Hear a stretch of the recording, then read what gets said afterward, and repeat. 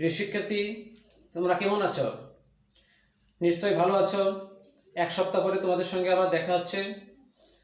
তোমাদের নিশ্চয় স্মরণ আছে গত ক্লাসে আমরা কি আলোচনা করেছিলাম। তোমাদের নিশ্চয় ধারণা আছে যে এক মালিকানা ব্যবসা সম্পর্কে আমরা আলোচনা করেছিলাম। আজকে আমরা তোমাদের সামনে কি ক্লাস নিব এটা জানার আগে চলো তোমাদেরকে আরও একটু আইডিয়া দেই, উদাহরণ দেই। পানি ছাড়া যেমন মাছ বড় হয় না, তেমনি ব্যবসা ছাড়া কোনো মানুষও বড় হতে পারে না, তার জীবনযাত্রার মানও উন্নত হতে পারে না। এই ব্যবসার আছে অনেকগুলো ধারা। তার মধ্যে উল্লেখযোগ্য দুটি ধারা হলো এক মালিকানা ব্যবসা, তার বিপরীত আরেকটি হলো বহু মালিকানা ব্যবসা। এই বহু মালিকানা ব্যবসাকে আমরা আমাদের পাঠ্যবইয়ের ভাষা অনুযায়ী অংশীদারি ব্যবসাও বলতে পারি।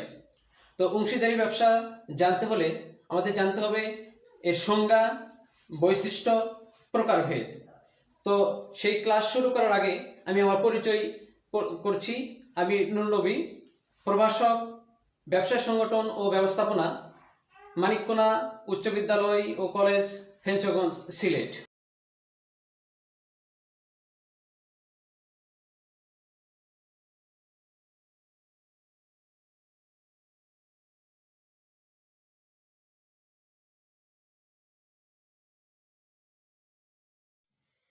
এক মালিকানা ব্যবসার অসুবিধা দূরীকরণের জন্য সময়ের সিঁড়ি অংশীদারি ব্যবসা বা অংশীদারি সংগঠনের প্রত্যাবর্তন। তাহলে অংশীদারি ব্যবসার সংজ্ঞা হলো দুই বা ততোধিক ব্যক্তির চুক্তিবদ্ধ বৈধ যে সংগঠন তাকে অংশীদারি ব্যবসা বলে। আবার বলছি, দুই বা ততোধিক ব্যক্তির মধ্যে চুক্তিবদ্ধ যে বৈধ সংগঠন গড়ে ওঠে তাকে অংশীদারি ব্যবসায় বলে। 1932 সালের ব্যবসায় অংশীদারি আইনের 4 নম্বর ধারায় বলা আছে, সকলের পক্ষে অথবা সকলের মধ্য থেকে একজন দ্বারা পরিচালিত যে ব্যবসা সংগঠনের মুনাফা হয় তা নিজেদের মধ্যে বন্টনের উদ্দেশ্যে চুক্তি অংশীদারদের মধ্যে যে সম্পর্ক সৃষ্টি হয় তাকেই অংশীদারি ব্যবসা বলে। আমি আবার বলছি, 1932 সালের অংশীদারি আইনের 4 নম্বর ধারায় বলা আছে, সকলের পক্ষে অথবা সকলের পক্ষ থেকে একজন দ্বারা পরিচালিত ব্যবসার যে মুনাফা অর্জন হয় সেই মুনাফা অংশীদারদের মধ্যে যে সম্পর্ক সৃষ্টি করে তাকে অংশীদারি ব্যবসা বলে। সার কথা হলো, দুই বা ততোধিক ব্যক্তি তাদের মধ্যে চুক্তির যারা বৈধ চুক্তির দ্বারা দেশের প্রচলিত আইনের দ্বারা যে ব্যবসা সংগঠন গঠিত হয় তাকে অংশীদারি ব্যবসা বলে। তো অংশীদারি ব্যবসা সম্পর্কে আরো কিছু গুরুত্বপূর্ণ সংজ্ঞা রয়েছে, চলো সেদিকে। উইকিপিডিয়াতে ইংলিশে একটি সংজ্ঞা দেওয়া আছে, সেটা হলো a partnership is an arrangement where parties known as business partners agree to cooperate to advance their mutual interest. The partners in a partnership may be individuals, business, interest-based organizations, schools, governments, or combinations. এটার বাংলা পরে আসছে। যেমন অংশীদারি ব্যবসা হলো চুক্তির দ্বারা দুই বা ততোধিক ব্যক্তির মধ্যে বৈধ উপায়ে অর্থ উপার্জনের নিমিত্তে যে ব্যবসা গড়ে ওঠে। 1902 সালের অংশীদারি আইন অনুসারে সাধারণ অংশীদারি ব্যবসায়ের ক্ষেত্রে সদস্য সংখ্যা সর্বনিম্ন 2 জন হবে ও সর্বোচ্চ 20 জন হবে, এবং ব্যাংকিং অংশীদারি ব্যবসায়ের ক্ষেত্রে 2 জন থেকে সর্বোচ্চ 10 জন হতে পারে। এটা কিন্তু ওই ইংরেজির বাংলা সংজ্ঞা, ওটা উইকিপিডিয়া থেকে নেওয়া হয়েছে, এটা উইকিপিডিয়া থেকে নেওয়া হয়েছে। আরও একটি সংজ্ঞা দেখো, অংশীদারি ব্যবসায় হলো চুক্তির দ্বারা দুই বা ততোধিক ব্যক্তির মধ্যে বৈধ উপায়ে অর্থ উপার্জনের নিমিত্তে যে ব্যবসা গড়ে ওঠে। 1932 সালের আইন অনুযায়ী সাধারণ অংশীদারি ব্যবসায়ের ক্ষেত্রে সদস্য সংখ্যা সর্বনিম্ন 2 জন ও সর্বোচ্চ 20 জন হবে। একই তথ্য এটা 1932 সালের একটা আইন, এবং ব্যাংকিং অংশীদারি ব্যবসায়ের ক্ষেত্রে 2 থেকে সর্বোচ্চ 10 জন হবে। কিছুটা হেরফের আছে, গত সংজ্ঞাটি দেওয়া হয়েছে 1902 সালের ওই শর্তগুলি, এবং এখানে 1932 সালের কথা এসছে। অর্থাৎ চুক্তি অংশীদারি ব্যবসায়ের মূল ভিত্তি, চুক্তি ছাড়া কোনো অংশীদারি ব্যবসা হতে পারে না। এই পরপর 3টি, একটি ইংরেজি এবং 2টি বাংলা সংজ্ঞা তোমাদের সামনে উপস্থাপন করা হলো। এই সংজ্ঞা অনুযায়ী তোমরা এটা পুরোপুরি বোঝার কথা যে অংশীদারি ব্যবসাটা কী জিনিস। তবে তোমাদের আরও সুন্দর করে বোঝানোর জন্য সামনের স্টেপগুলোতে তোমরা লক্ষ্য রাখো। দেখো, একটি ছবি দেখা যাচ্ছে দুইজন ব্যক্তির হাত মিলিয়ে অংশীদারিত্বের বহিঃপ্রকাশ ঘটছে এই ছবিতে। নিশ্চয়ই তোমরা এটি বলবে। আরও একটি ছবি আসছে, কি বোঝা যাচ্ছে? দুইজন বোধহয় একই কোনো মালিকানার অংশীদারিত্ব, অর্থাৎ দুজনে মিলে করি কাজ, হারি জিতি নাহিলাজ, তাই সেটাই হচ্ছে অংশীদারিত্ব। আরও একটি ছবি আসছে, হাতে হাত মিলিয়ে অনেকে এক জায়গায় হাত মিলিয়ে, কি বোঝায় এটা? একক নাকি অংশীদারিত্ব? সবাই মিলে এক জায়গায় হাত মিলিয়ে অংশীদারিত্বেরই বহিঃপ্রকাশ, তাই তো বুঝতে পারতেছি। আরও একটি দেখো, গোল টেবিল বৈঠক। এই বৈঠকে কি অংশীদারিত্বের বৈঠক, সবাই মিলে অংশীদারিত্বের ভিত্তিতে কোনো সিদ্ধান্তে উপনীত হওয়ার জন্য বোধহয় বৈঠকটা চলছে। পরের ছবিটি দেখো, অংশীদারিত্বের ভিত্তিতে সবাই মিলে কোনো বিষয় গঠন করা বা বিল্ড আপ করার জন্যে সবাই মনে হয় এখানে পরিকল্পনায় ব্যস্ত বা নিয়োজিত, এই ছবিতে আমরা তাই বুঝতে পারতেছি। এবার আরও একটি ছবি আসছে, এই সবাই অংশীদারিত্বের ভিত্তিতে একটা কাজ করলে কিভাবে সেটা ওপরের দিকে ওঠা যায় সেটা দেখা যাচ্ছে। শুরু থেকে অ্যারো দিয়ে দেখানো আছে এবং লাস্ট পর্যন্ত কোন পর্যন্ত উঠছে অংশীদারিত্বের ফলাফল।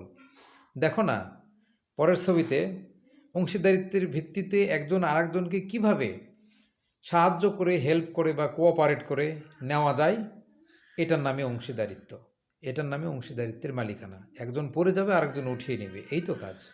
এখানেও যে ছবিটি দেখা যাচ্ছে এটাও অংশীদারিত্বেরই বা অংশীদারিত্বের মালিকানার ভিত্তিতে যৌথ, অর্থাৎ একাধিক ব্যক্তি মিলিয়ে কোনো ব্যবসা সংগঠন গড়ে তোলা বা তার সিদ্ধান্ত গ্রহণ করা। এই তো যে ছবিগুলি দেখলাম সেখানে কিন্তু আরও একটি বিষয় রয়ে গেছে, সেটি কি তোমরা খেয়াল করতে পেরেছো কিনা জানি না। সেটা হচ্ছে এই অংশীদারিত্বের ভিত্তিতে যে ব্যবসাগুলি, এই সব জায়গায় কিন্তু একটি চুক্তির ব্যাপার রয়েছে এবং এই চুক্তির বিষয়টি কিন্তু সব ছবিতেই এর বহিঃপ্রকাশ ঘটেছে। অর্থাৎ চুক্তি লাগবে, অর্থাৎ চুক্তিই অংশীদারিত্ব ব্যবসার মূল ভিত্তি, এটা কিন্তু আমাদের বুঝতে আর বাকি রইল না। সুতরাং অংশীদারিত্ব ব্যবসা করতে গেলে এর প্রধান শর্ত হচ্ছে চুক্তি করা বা চুক্তির আওতায় আসা, অর্থাৎ এক কথায় চুক্তি হলো অংশীদারিত্ব ব্যবসার মূল ভিত্তি। এবার আরেকটি ভিডিও প্রদর্শনের মাধ্যমে তোমাদেরকে আরও পরিষ্কার আইডিয়া বা পরিষ্কার ধারণা দেওয়ার চেষ্টা করব। তো লক্ষ্য রাখো, এবার একটি তোমাদের ভিডিও দেখাবো। বরাবরের মতো প্রথমে আমরা জানবো অংশীদারি ব্যবসায়ীর সংজ্ঞা। স্ক্রিনে আমরা একটি অংশীদারি ব্যবসায়ীর ছবি দেখতে পাচ্ছি। খেয়াল করলে দেখবেন ছবিতে দুটো বিষয় লক্ষণীয়। প্রথমত একাধিক ব্যক্তি, দ্বিতীয়ত তাদের মধ্যে কোনো একটা সম্পর্ক দেখা যাচ্ছে। ইয়েস, এটি হলো চুক্তিবদ্ধ সম্পর্ক। তাইলে আমরা এই দুটো বিষয়ের উপর ভিত্তি করে অংশীদারি ব্যবসায়ীর সংজ্ঞা সাজাতে পারি। তাইলে আমরা বলতে পারি চুক্তিবদ্ধ সম্পর্কের ভিত্তিতে একাধিক ব্যক্তি কর্তৃক গঠিত ও পরিচালিত ব্যবসায়ীকে অংশীদারি ব্যবসায়ী বলে। এবার আমরা জানবো, এতক্ষণ তোমরা অংশীদারি ব্যবসার সংজ্ঞা সম্পর্কে জানলে, এবার চলো আমরা অংশীদারি ব্যবসার বৈশিষ্ট্য সম্পর্কে আলোচনা করি। 1 নম্বর, সহজ সংগঠন। 2, একাধিক সদস্য। 3, চুক্তিবদ্ধ সম্পর্ক। 4, অসীম দায়। 5, পারস্পরিক প্রতিনিধিত্ব। 6, মূলধন সরবরাহ। 7, লাভ লোকসান বন্টন। 8, পরিচালনা। 9, নিবন্ধন। 10, অংশীদারদের যোগ্যতা। কি ভাবছো? বর্ণনা পেলে না? একটি ভিডিওর মাধ্যমে আরও পাবা। অংশীদারি ব্যবসায়ের বৈশিষ্ট্য। এই ধরনের ব্যবসায়ের প্রথম বৈশিষ্ট্য হচ্ছে সদস্য সংখ্যা। পূর্বে সংজ্ঞাতে আমরা জেনেছি অংশীদারি ব্যবসায় সদস্য সংখ্যা হয় একাধিক, অর্থাৎ সাধারণ অংশীদারি ব্যবসায় সর্বনিম্ন 2 জন ও সর্বোচ্চ 20 জন এবং ব্যাংকিং অংশীদারি ব্যবসায়ে সর্বনিম্ন 2 জন ও সর্বোচ্চ 10 জন।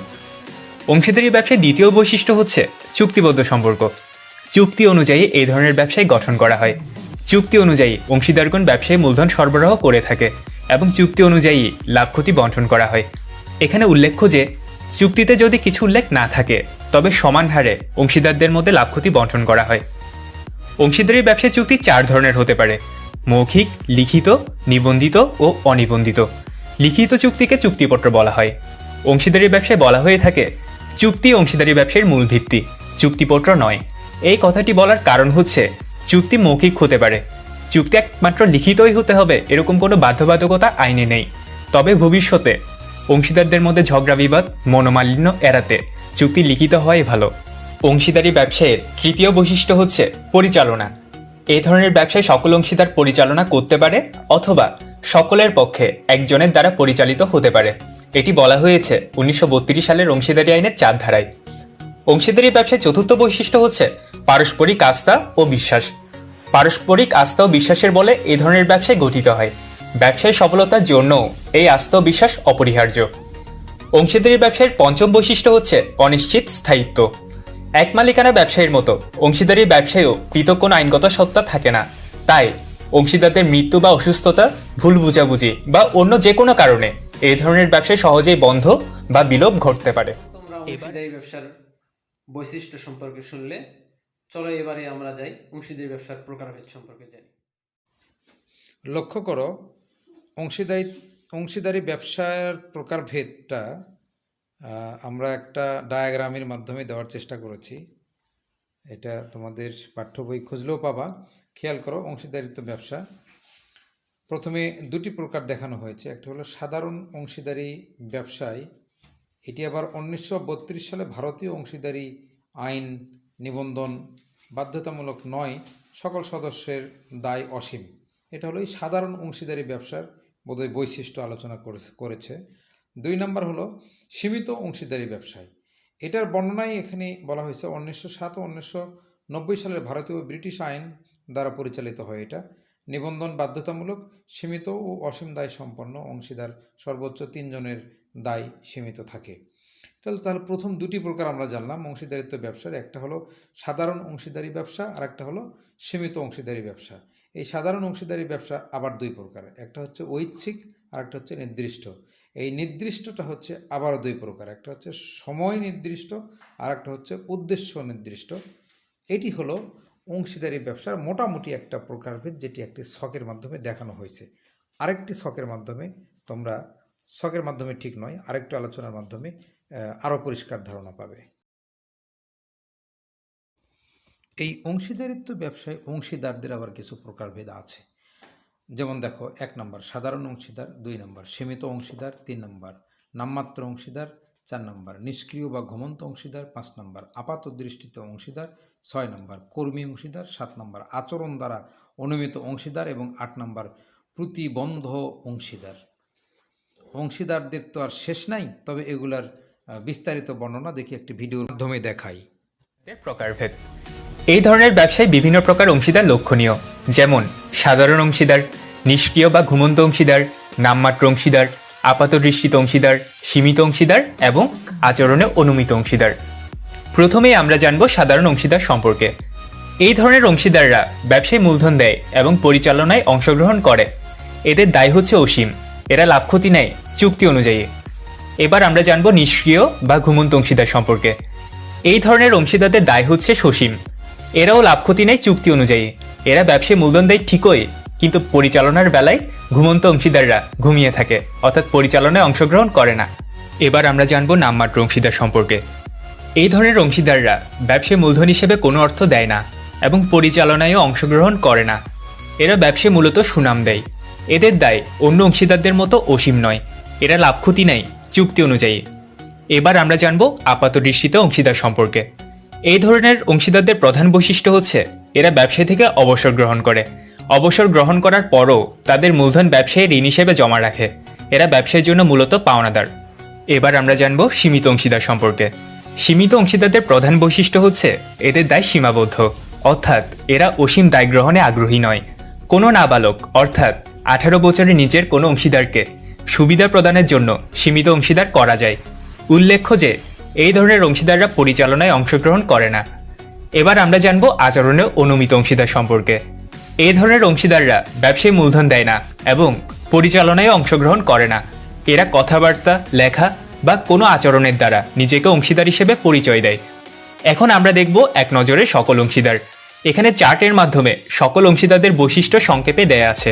আমি পুনরাবৃত্তি করছি না, আপনারা চাইলে স্ক্রিনশট নিয়ে প্র্যাকটিস করতে পারেন। আলোচনা হলো, আজকে ছুটি, পরে আবার দেখা হবে।